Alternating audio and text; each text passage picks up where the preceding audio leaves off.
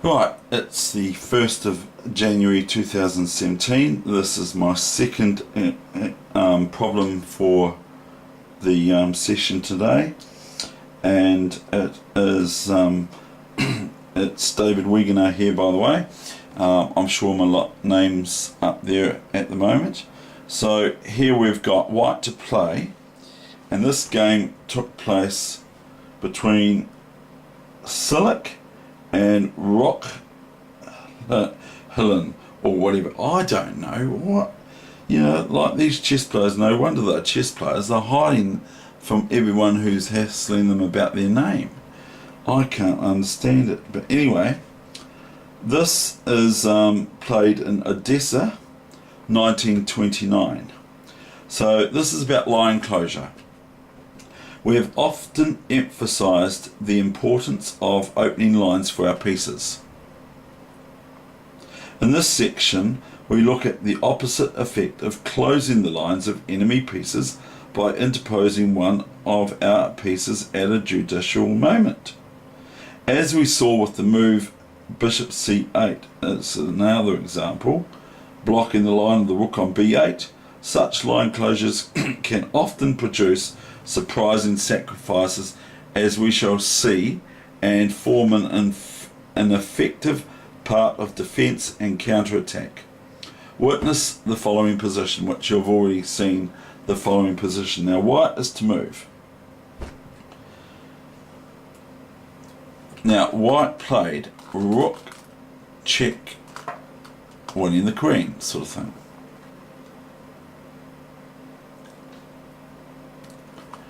And the king moves here.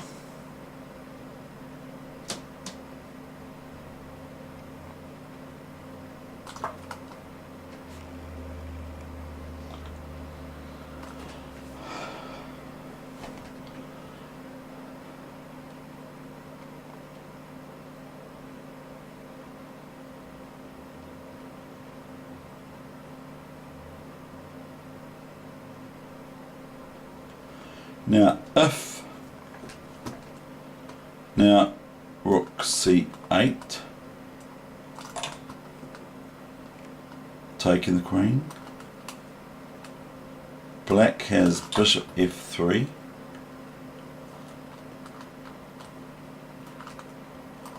king h2,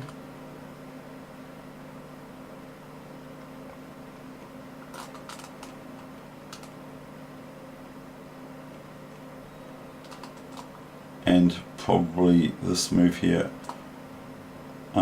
possible. It's not really, is it? I'm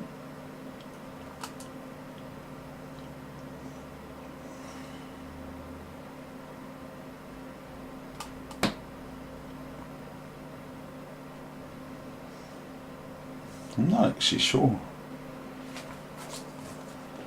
about why black can't. I'm going to go back to the start.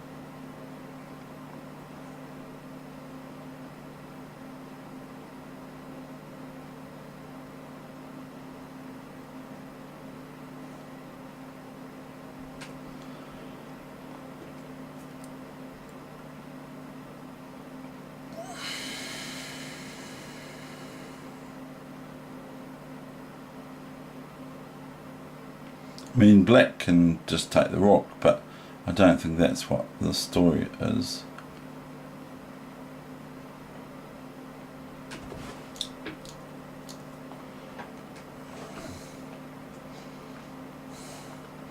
I think this looks quite good for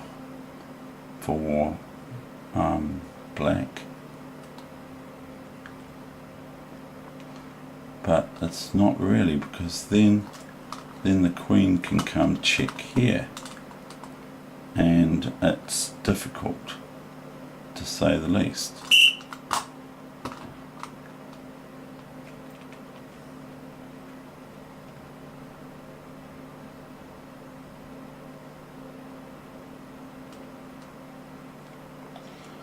To go back to this rook c8 and just to have a look if there's anything better.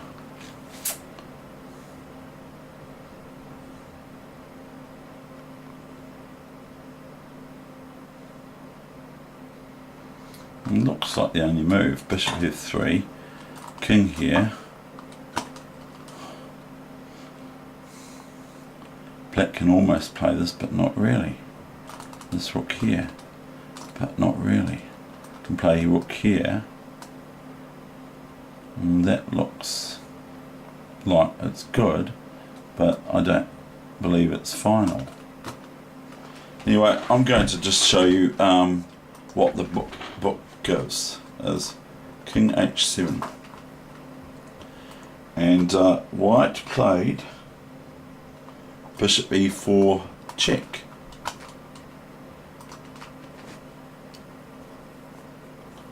And that was a mistake, only to be met with the startling queen f5.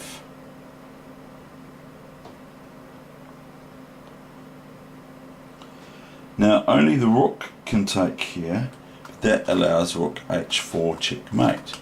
The bishop cannot take here because the bishop pins the bishop to check on c6 to h1. So that's not the answer. So this is lost for white. What white missed was, oops,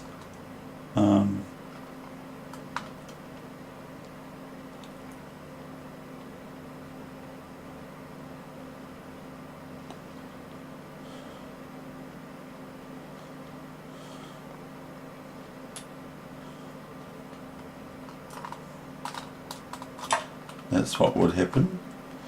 And at the moment white's queen is on pre, and it has to defend this h pawn from checkmate. So this queen can just take this rook for free.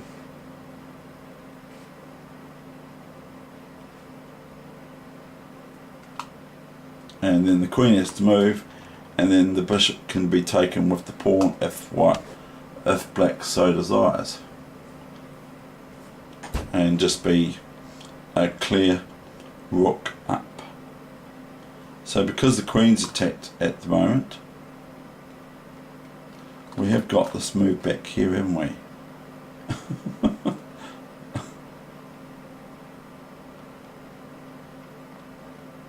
Oh dear.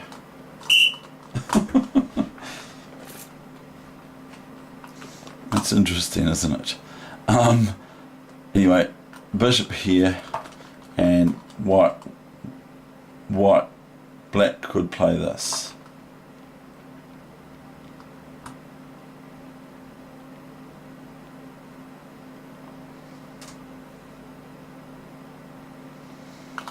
So if queen takes queen, this king takes queen, and the threat of rook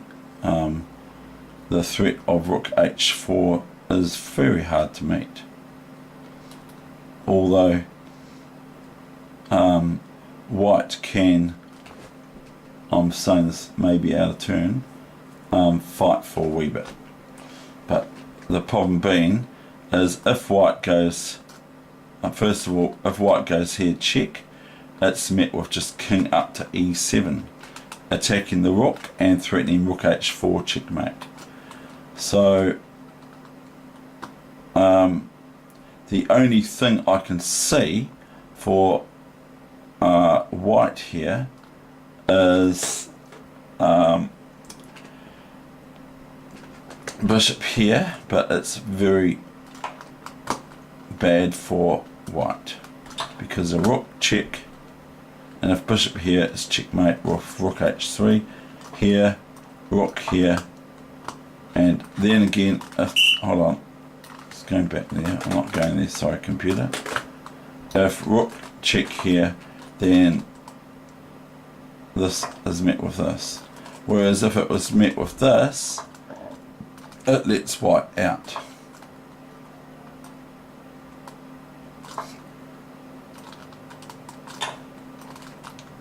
By being able to save their bishop and that sort of thing. But, and that would be right, but that's not how it goes. Rook t8 and you'd have king e7. And then you've got, you know, whatever. It's nothing, doesn't make any difference. Other than you've got the spite check and that's all. You got, and you can move your king here or whatever you do.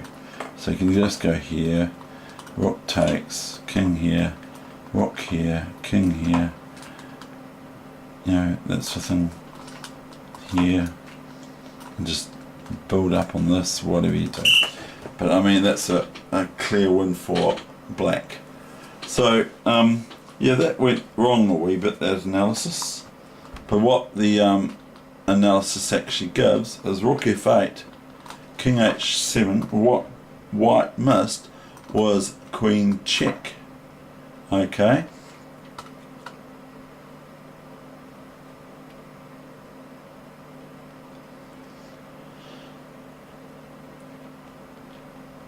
and then if the bishop takes the queen,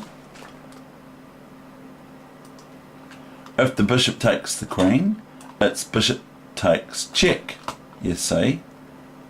And if a rook has to go in the way, if this rook goes in the way, still threatening rook h4 mate, even though the rook's pinned it, and the king can't still move there because the rook attacks that line there, even though it's pinned to the enemy black king, and probably in real life, you'd be able to go your king up here and they take your king and you take their king. You know, that's probably how it would work in real life. I don't know, I've not been there. Gladly. But anyway, this would be alright, you see, because you got this, and whatever takes now doesn't make any difference because it is check. And then white plays rook c8, next move, clear win position. Got a whole rook up in this case. So that's that position there. And I'm sorry about the two positions so far. There's been sort of like an area that I couldn't actually understand what the heck's going on. I still, you know, I might actually just go over what actually happens. Rook f8, king h7, bishop e4,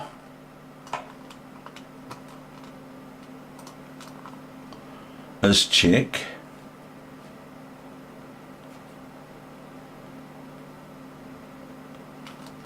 and then queen f5. But I wasn't doing bishop f4, was I? I was going rook c8 check. So I just want to have a look at what actually is that I'm missing here. Why did white just play this?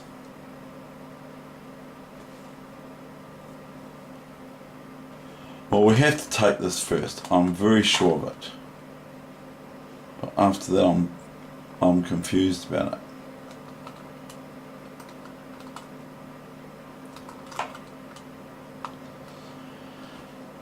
Now, what black can play bishop d1,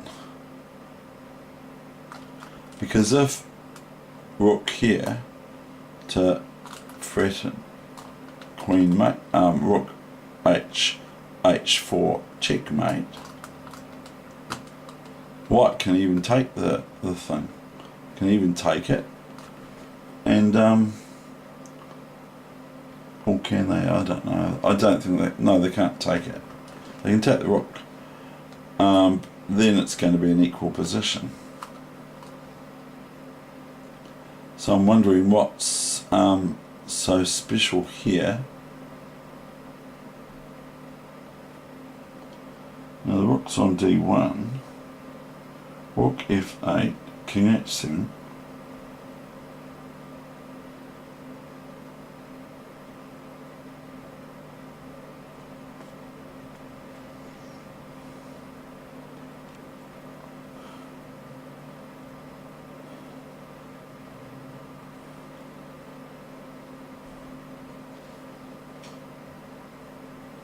I really don't understand this.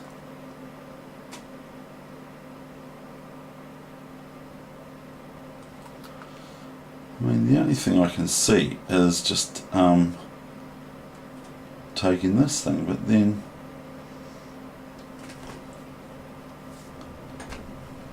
I mean that's probably alright for black.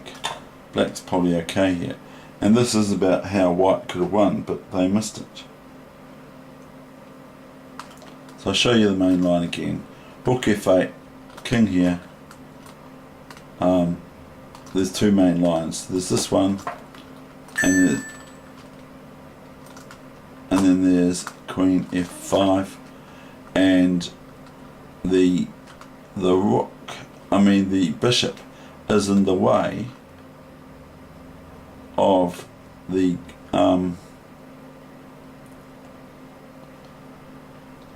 bishop is in the way of the defense of the queen on the h4 pawn. So the threat immediately is here.